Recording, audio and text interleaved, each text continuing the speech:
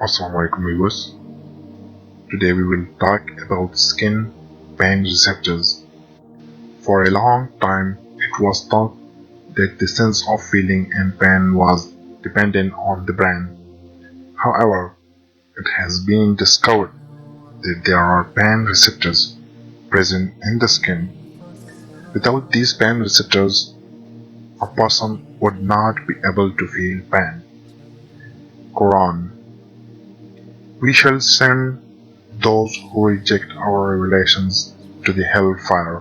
When their skin have been burned away, we shall replace them with new ones, so that they may continue to feel the pain.